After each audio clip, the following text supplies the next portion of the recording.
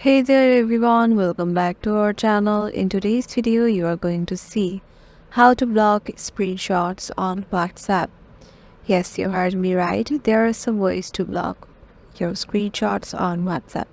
So let's get right into it. Head over to your WhatsApp application.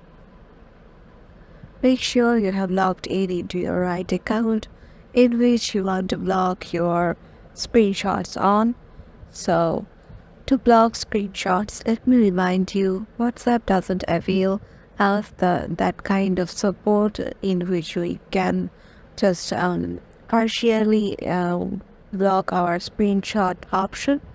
But to block it, we need to just block that specific person of which we want to block the screenshots from.